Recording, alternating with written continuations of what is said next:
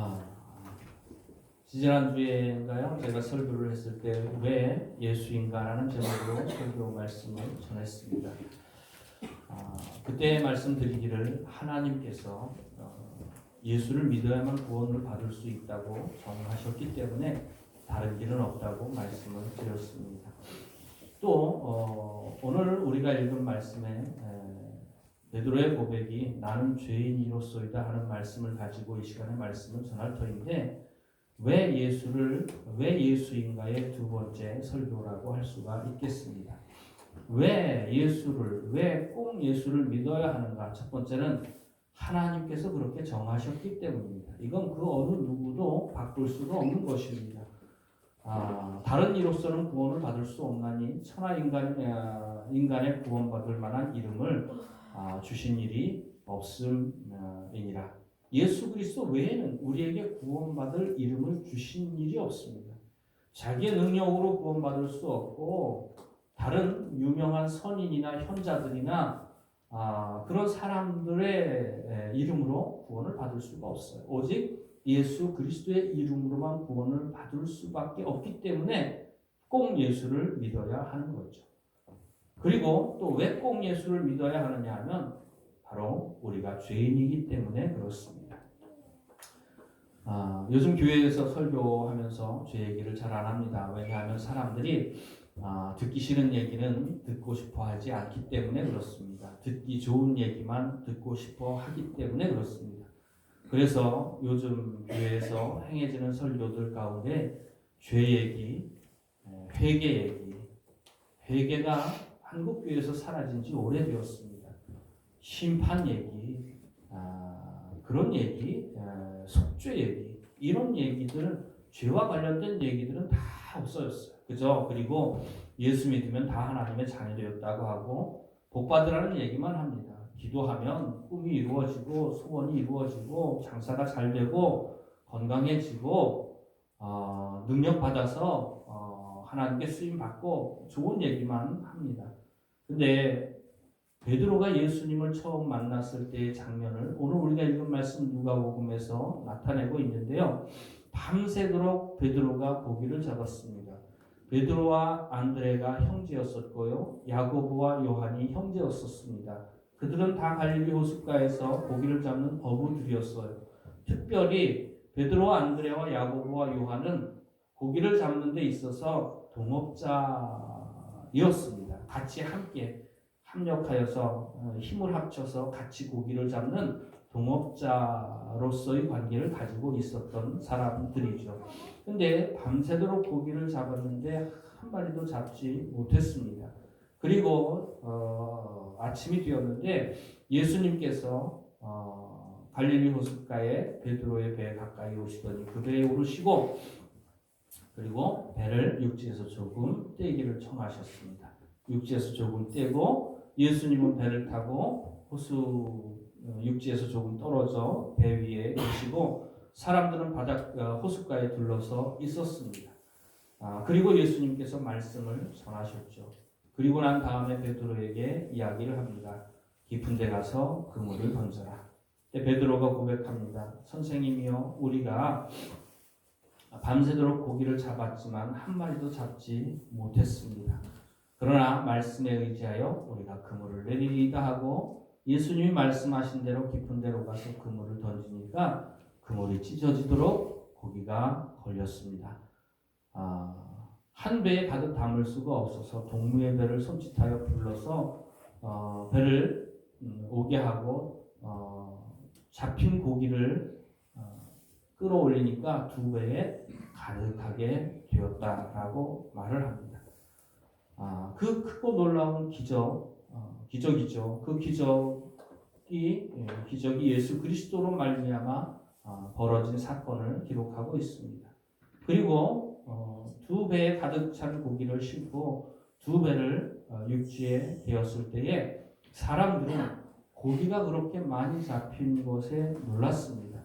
그런데 베드로는 배를 육지에 대고 예수님 발 앞에 뛰어가서 예수님 발 앞에 엎드려서 고백하기를 이렇게 고백을 합니다. 주여 나를 떠나소서 나는 죄인이로소이다. 함께 한번 따라해 볼까요? 나는 죄인이로소이다.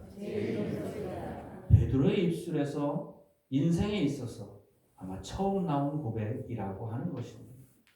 사람들마다 다 제 잘난 맛에 삽니다. 자기가 괜찮은 사람인 것처럼, 그럴싸한 사람인 것처럼 생각하고 살아갑니다. 애써 자기의 단점은 보지 못하고 보기를 원치 않고 애써 외면하면서 자기의 장점만을 보고 자기가 남들에게 괜찮은 사람으로 보여지기를 바라고 그럴듯한 사람으로 보여지기를 바라고 착한 사람으로 보여지기를 바라고 의롭고 깨끗한 사람으로 보여지기를 바라는 거죠. 자기의 본래의 모습에는 관심이 없습니다. 본래의 모습이 어떤지엔 관심이 없고 자기의 본래의 모습과 상관없는 꾸며진 모습으로 사람들에게 자기 자신을 나타내고 사람들에게 아름답게 보이기를 원하고 칭찬받기를 원하는 그런 마음들을 가지고 살아가죠. 영혼에 있어서도 마찬가지입니다. 자기 자신이 죄인인 걸 사람들이 모르고 살아갑니다.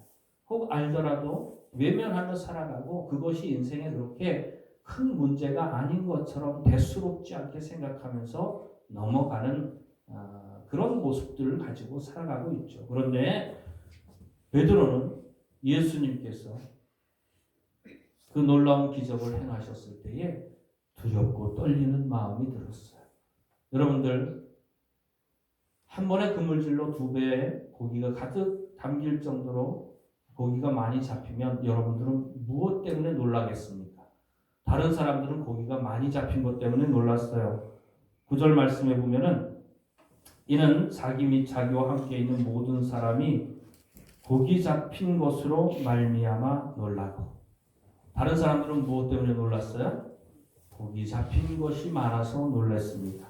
그런데 10절 말씀에 읽어보도록 하겠습니다. 10절 말씀 함께 한번 읽어보겠습니다. 시작. 세베대의 아들로서 시몬의 동업자인 야고보와 요한도 놀랐으며 예수께서 시몬에게 이르시되 무서워하지 말라. 이제후로는 내가 사람을 취하리라 하시니.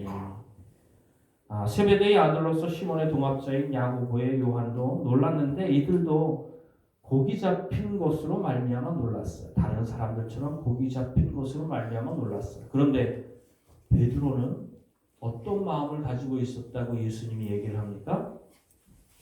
베드로에게 두려워하지 말라라고 말씀을 하시는 것을 보게 됩니다.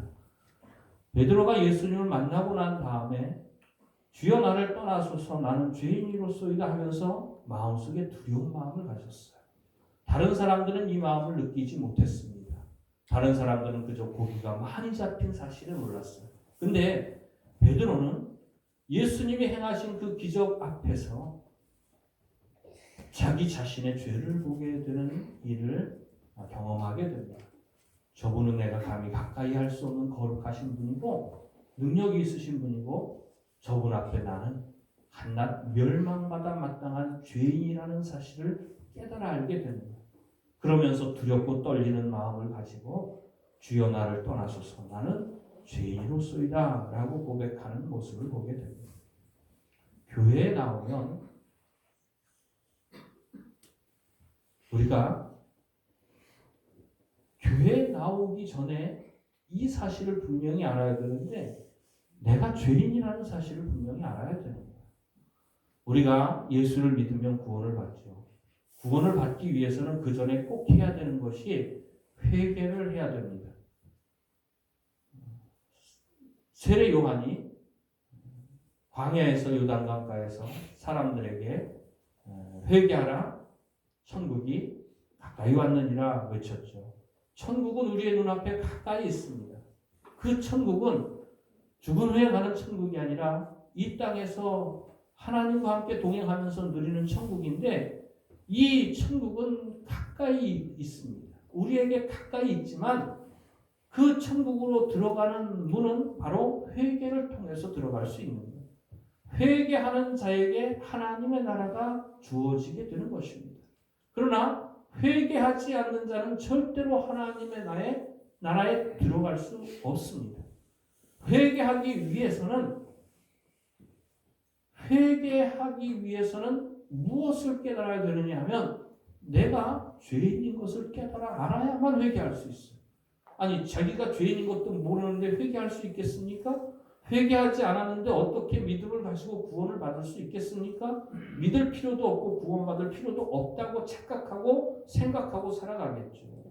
자기가 죄인인 걸 깨닫지 못하는 사람은 절대로 회개하지 못하고 회개하지 않는 사람에게는 하나님께서는 절대로 구원의 은혜를 베풀어 주시지 않는 것입니다. 그러므로 회개는 뭐냐 하면 자기 자신에 대한 깨달음입니다.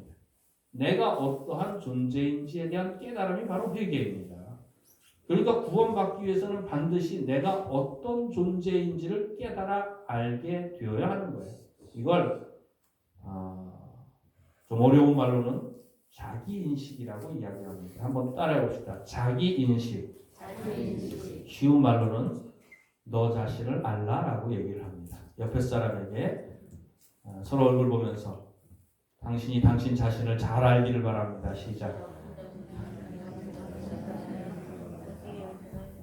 여러분 내가 누구인지를 알아야 돼요. 내가 누구인지를 모르면 절대로 회개를 못하고 절대로 구원을 받지 못합니다. 근데 세상에는 두 종류의 사람이 있습니다. 원래는 한 종류의 사람. 세상의 모든 사람은 다 죄인입니다. 의인은 없나니 하나도 없느니라. 성경이 하나님께서 선언하신 것입니다. 의를 행하고 죄를 범치 아니하는 의인은 세상에 아주 없느니라. 성경이 모든 사람이 다 죄인이라고 우리에게 선언하고 있습니다. 모든 사람이 다 죄를 범하였으며 하나님의 영광에 이르지 못하더니 모든 사람이 다 죄인이에요. 그러니까 세상에는 한 종류의 사람밖에 없습니다. 죄인밖에 없다고 하는 사실이에요.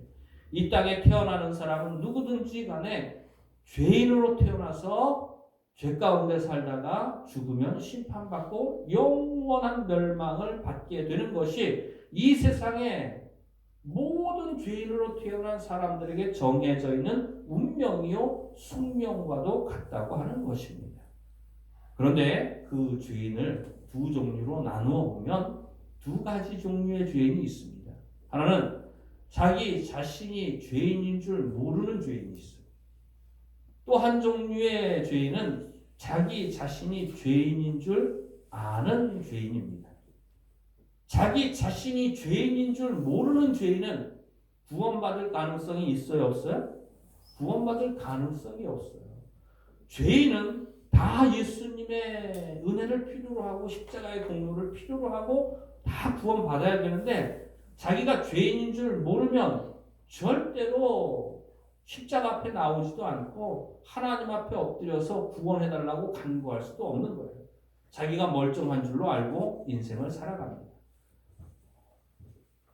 예수님께서 마태를 부르셨습니다. 세리의 직업을 가지고 있었죠. 예수님께서 세관 앞을 지나가시다가 마태가 세관에 앉아있는 것을 보시고 마태에게 말씀을 하십니다. 나를 따라오너라. 마태가 그 즉시로 예수님을 쫓았습니다. 그때 예수님께서 마태의 집으로 가셨어요. 그리고 마태의 집에서 마태와 함께 식사를 하게 되었습니다. 그런데 그것을 주목하여 보던 바리새인들이 예수님의 제자로 부름받았던 예수님의 제자들에게 이렇게 이야기를 합니다. 너희 선생님은 어찌하여 세리와 죄인들과 함께 먹느냐?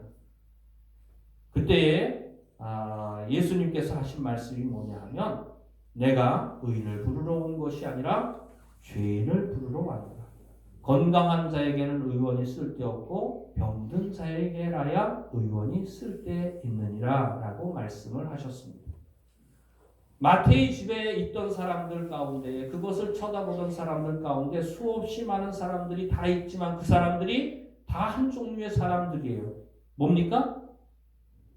다 한 종류의 사람들이라고 제가 말씀드렸죠. 마태의 집에 있는 모든 사람들은 다 한 종류의 사람들이에요. 뭐예요? 죄인입니다. 죄인. 그런데 그 한 종류의 사람들을 두 종류로 나누면 자기가 죄인인 줄 모르는 죄인과 자기가 죄인인 줄 아는 죄인이 따로 있다고 하는 사실입니다. 마태복음을 찾아보도록 하겠습니다. 마태복음 9장 말씀입니다.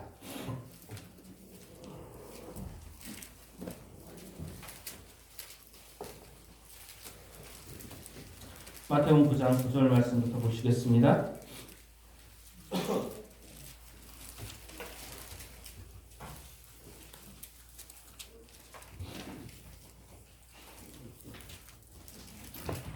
마태복음 9장 9절 말씀부터 13절 말씀까지입니다. 함께 봉독합니다. 시작. 예수께서 그곳을 떠나 지나가시다가 마태라 하는 사람이 세관에 앉아 있는 것을 보시고 이르시되 나를 따르라 하시니 일어나 따르니라. 예수께서 마태의 집에서 앉아 음식을 잡수실 때에 많은 세리와 주인들이 와서 예수와 그의 제자들과 함께 앉았더니 바리새인들이 보고 그의 제자들에게 이르되 어찌하여 너희 선생은 세리와 주인들과 함께 잡수시느냐. 예수께서 들으시고 이르시되 건강한 자에게는 의사가 쓸데없고 병든 자에게라야 쓸데있느니라. 너희는 가서 내가 긍휼을 원하고 제사를 원하지 아니하노라 하신 뜻이 무엇인지 배우라. 나는 의인을 부르러 온 것이 아니요 죄인을 부르러 왔노라 하시니라. 나는 의인을 부르러 온 것이 아니라 죄인을 부르러 왔노라 하시는 말씀을 잘못 착각하고 읽으면 세상에는 의인이 있고 죄인이 있다고 생각을 합니다. 근데 나는 의인을 부르러 온 것이 아니라 라는 말은 무슨 뜻이냐 하면 자기가 죄인이면서도 죄인이 아니라고 생각하는 사람, 특별히 자기가 의롭고 깨끗한 사람, 거룩한 사람이라고 착각하는 사람들을 두고 말하는 겁니다. 9장 9절 이하에 나오는 말씀에서 특별히 어떤 사람들이 이런 사람들입니까? 바리새인들이 바로 그런 사람들이죠. 예수님이 마태의 집에 가서 마태가 친구들이 있을 거 아니에요? 세리의 직업을 가지고 있었는데 그 당시 세리는 죄인 취급을 받았습니다. 도둑 취급을 받았고 강도 취급을 받았고 창녀 취급을 받았습니다. 그런 사람들과 같은 종류로 죄인으로 취급을 받았어요. 그런데 그런 사람들을 보고 그런 사람들이 함께 마태의 집에 앉아서 먹고 마시는데 예수님이 그 자리에 함께 계셨습니다. 그러면서 예수님이 거룩하신 분인데 거룩한 사람은 거룩한 사람하고만 친하게 지내고 거룩한 사람하고만 식사하고 만나고 대화해야지 어떻게 격이 떨어지게 저런 죄인들과 함께 먹고 마시느냐 하면서 바리새인들이 비판한 거예요. 그렇다면 바리새인들은 자기 자신을 죄인이라고 생각합니까? 죄인이 아니라고 생각합니까? 죄인이 아니라고 생각하죠. 세리와 창기들은 다 죄인이지만 자기는 죄인이 아니에요. 죄인이 아니라고 생각하면서 예수님이 훌륭하신 분인 줄 알았더니 죄인들과 함께 어울리는 거 보니까 별로 우리가 훌륭하게 생각했던 그분이 아니신 것 같다고 생각하면서 예수님을 비난하는 말을 예수님께는 직접 하지도 못하면서 예수님의 제자들에게 어찌하여 너희 선생은 세리와 제자들과 함께 먹느냐라고 비난을 했던 것입니다. 여기에도 두 종류의 사람이 나오죠. 세상에 있는 모든 종류의 사람은 다 죄인입니다. 바리새인도 여기에서 예외가 될 수는 없어요. 그런데 바리새인은 어찌하여 너희 선생은 세리와 죄인들과 함께 먹고 마시느냐라고 했을 때에 세리는 죄인이고 자기들은 죄인이 아니라고 생각하는 겁니다. 그러니까 바리새인은 자기가 죄인이면서도 죄인인 줄도 모르고 사는 인생이라고 하는 것입니다.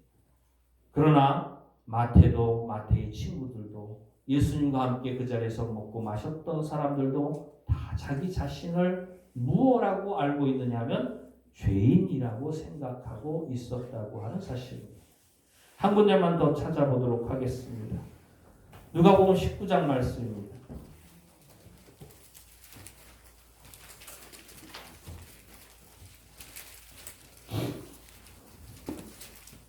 누가복음 19장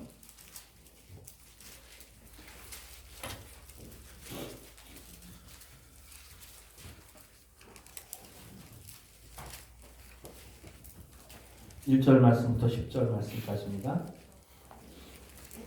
누가복음 19장 1절 말씀부터 10절 말씀까지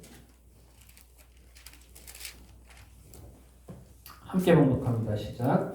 예수께서 여리고로 들어가 지나가시더라. 삭개오라 이름하는 자가 있으니 세리장이요 또한 부자라. 그가 예수께서 어떤 사람인가 하여 보고자 하되 키가 작고 사람이 많아 할 수 없어 앞으로 달려가서 보기 위하여 돌무화과 나무에 올라가니 이는 예수께서 그리로 지나가시길 됨이로라. 예수께서 그곳에 이르사 쳐다보시고 이르시되 삭개오야 속히 내려오라. 내가 오늘 내 집에 유하여야 하겠다 하시니 급히 내려와 즐거워하며 영접하고는 무사람이 보고 수군거려 이르되 저가 주인의 집에 유하러 들어갔도다 하더라. 삭개오가 서서 주께 여짜오되 주여 보시옵소서. 내 소유의 절반을 가난한 자들에게 주겠사오며 만일 누구의 것을 속여 빼앗은 일이 있으면 네 갑절이나 갚겠나이다. 예수께서 이르시되 오늘 구원이 이 집에 이르렀으니 이 사람도 아브라함의 자손이미로다. 인자가 온 것은 잃어버린 자를 찾아 구원하려 함이라. 아멘. 삭개오가 여리고에서 예수님을 만나게 됩니다. 이 삭개오는 세리장이요 또한 부자입니다. 세무서장이고 부자입니다. 부당한 방법으로 많은 이득을 취했던 것을 보게 되죠. 사람들이 이 삭개오를 어떻게 생각을 하느냐 하면 죄인이라고 생각을 했습니다. 저 사람은 맨날 남 속이고 억지로 남의 것을 빼앗아서 세금을 거두어야 할 것보다 훨씬 더 많이 거두어서 자기의 재산을 불리고 배를 불린 죄인이다. 저런 못된 놈이다. 이렇게 생각을 했습니다. 예수님께서 삭개오와 함께 삭개오의 집에 들어가서 그 집에 들어갈 때에 사람들이 7절 말씀 보면 무사람이 보고 수군거려 가로되 저가 죄인의 집에 유하러 들어갔도다. 이렇게 말을 하는 것을 보게 됩니다. 그렇다면 여리고에 사는 예수님이 삭개오의 집에 들어가는 것을 본 무사람들, 많은 사람들이라는 뜻이죠. 많은 사람들은 자기 자신을 죄인이라고 생각했어요? 죄인이 아니라고 생각했어요? 죄인이 아니라고 생각했어요. 그리고 삭개오는 죄인이라고 생각했어요? 죄인이 아니라고 생각했어요? 사람들이 삭개오는 죄인이라고 생각했어요. 아마 삭개오도 자기 자신이 죄인이라는 사실을 알았을 거예요. 다른 사람들이 다 공개적으로 저 사람은 죄인이라고 낙인 찍은 사람입니다. 저 사람은 나쁜 사람이라고 낙인 찍은 사람입니다.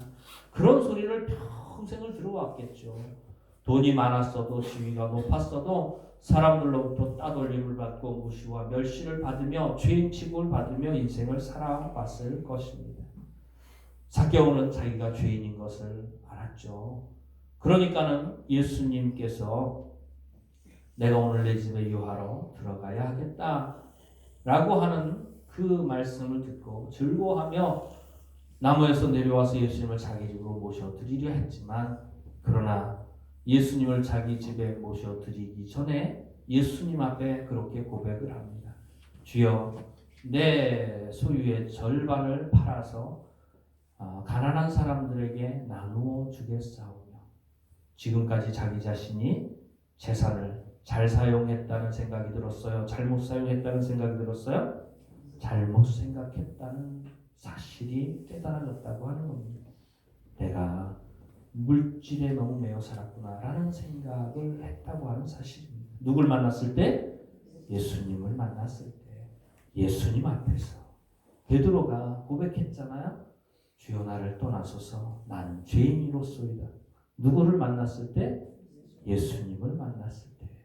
그렇게 고백하게 되는 것을 보게 됩니다. 내 소유의 절반을 가난한 사람들에게 주겠사오며 내가 네 것을 토색한 것이 있으면 네 배를 쳐서 갚겠습니다. 자기가 어떻게 한 것을 깨달아 알게 됩니까?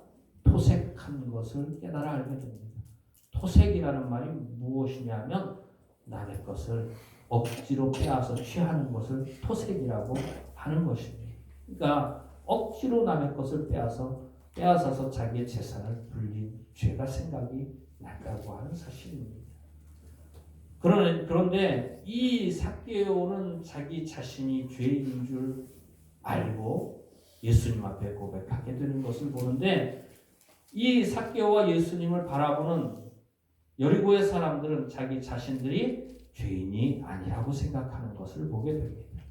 우리가 잘 아는 유명한 이야기가 있습니다. 가늠하다 현장에서 붙잡힌 여인을 사람들이 예수님께로 데려왔습니다. 그러면서 예수님께 모세의 율법에는 이런 여자를 돌로 쳐 죽이라고 했는데 선생님은 무엇라 말씀하시겠습니까? 물었을 때 예수님께서 대답하지 않으시고 땅에 무엇인가를 쓰고 계셨습니다. 사람들이 재촉하기를 마지 않았습니다.